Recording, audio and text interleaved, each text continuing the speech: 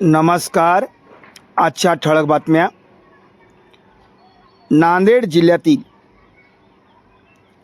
दिव्यांग बांधवांना न्याय हक्क मिळावा म्हणून दिव्यांग वृद्ध निराधार मित्रमंडळ महाराष्ट्र या संघटनेच्या वतीने नांदेड जिल्ह्यातील जिल्हाधिकारी साहेब, संबंधित सर्व अधिकारी आणि नांदेड जिल्ह्यातील सर्व तहसीलदार, सर्व गट विकास अधिकारी यांना इसवी सन 2022 पासून वेळोवेळी निवेदनं, धरणे आंदोलनं, मोर्चे आणि बेमुदत धरणे आंदोलन, मोर्चे अनेक आंदोलनं करून शासनास जागे करण्यासाठी निवेदनं देऊन शासन प्रशासनाकडे भेटून अनेक वेळा शासनाचे लक्ष वेधण्यासाठी प्रयत्न केल्यानंतर नांदेड जिल्ह्यातील सर्व तहसीलदार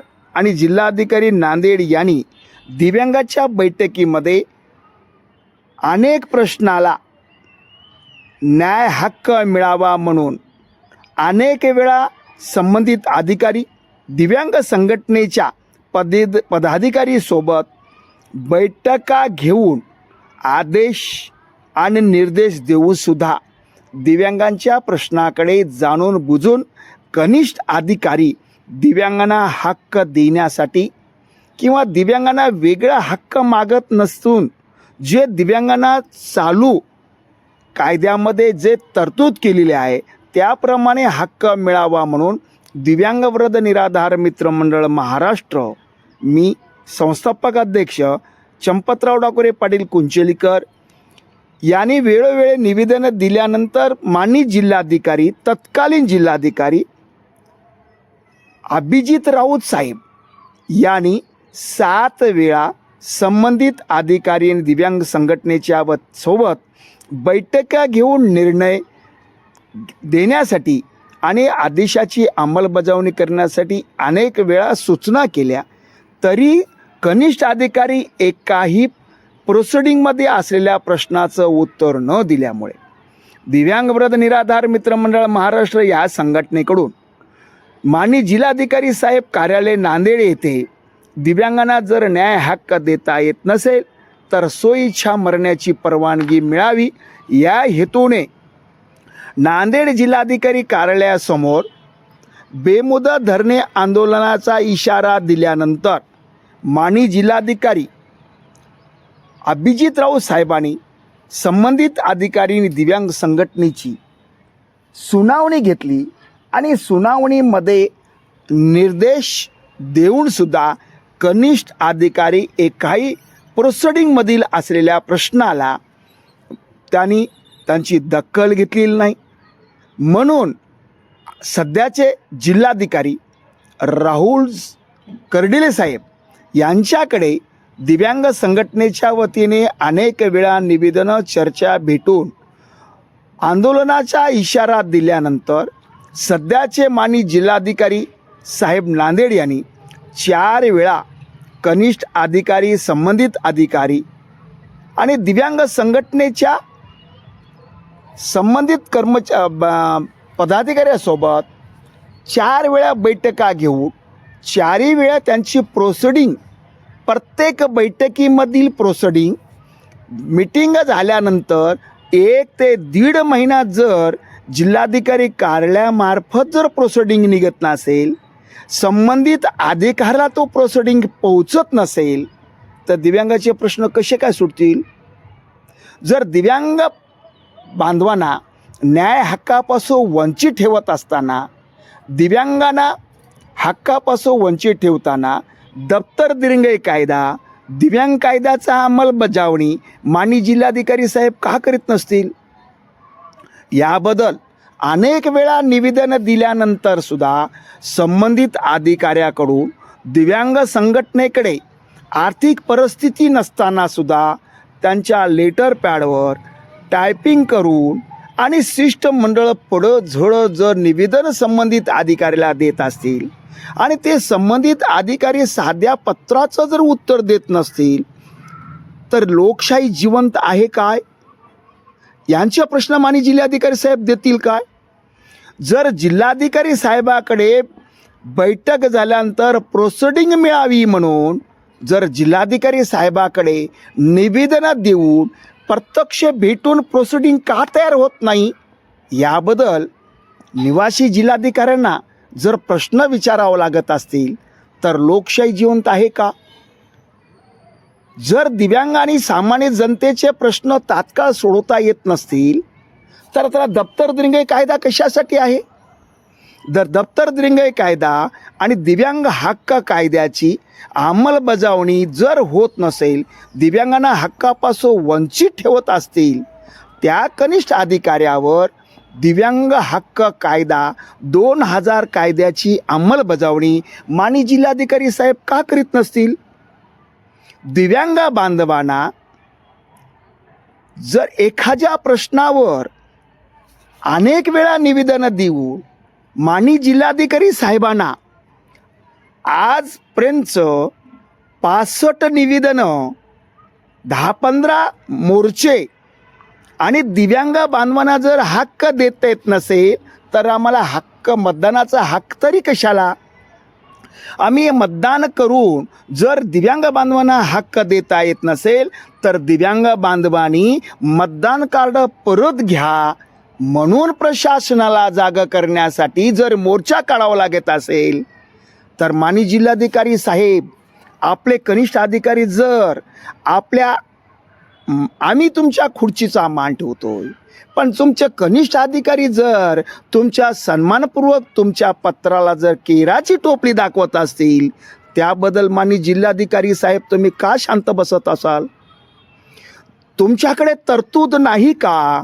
जर कनिष्ठ अधिकारी तुमच्या शिस्तीचं पालन करीत नसतील, जर प्रोसिडिंगमध्ये दिलेले प्रश्न सोडवत नसतील, त्या प्रोसिडिंगचं टप्पाली उत्तर तुम्हाला मिळत नसेल किंवा दिव्यांग संघटनेला जर टप्पाली उत्तर मिळत नसेल, तुम्ही घेतलेल्या मीटिंगला जर 1.5 महिना प्रोसिडिंग होत नसेल, त्याबद्दल तुम्ही त्यांच्यावर कारवाई का करत नसाल?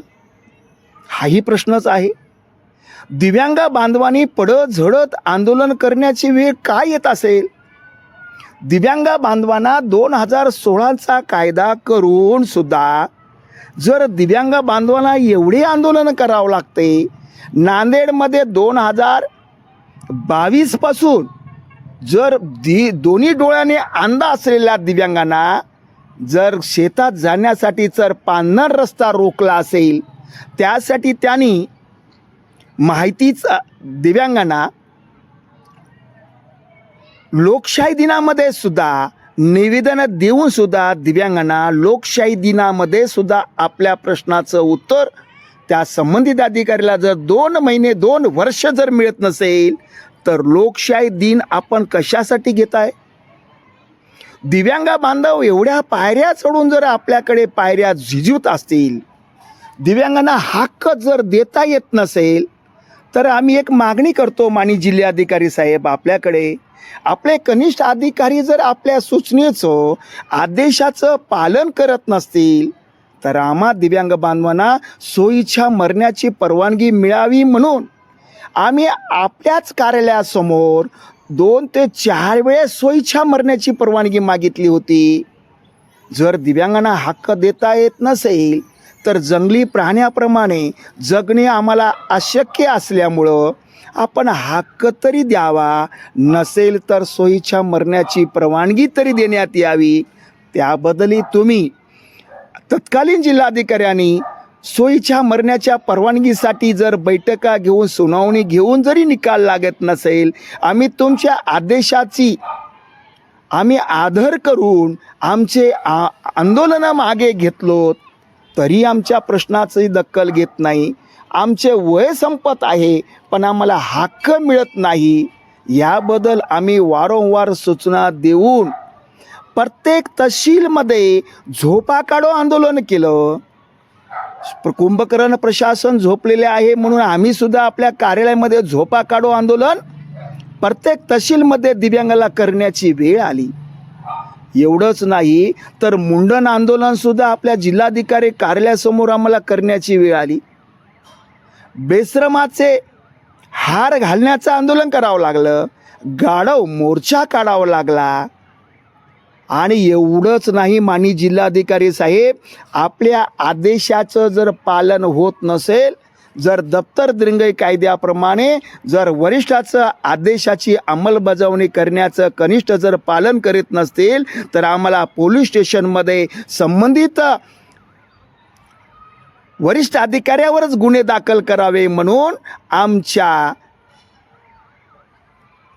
दिव्यांग जागतिक दिनी आम्हाला जर पोलीस स्टेशनवर आपल्या विरोधातच गुन्हे दाखल करावे म्हणून आम्हाला जर मोर्चा काढून सुद्धा जर आम्हाला न्याय हक्क मिळत नसेल, तर आम्ही आता कोणते आंदोलन करावे?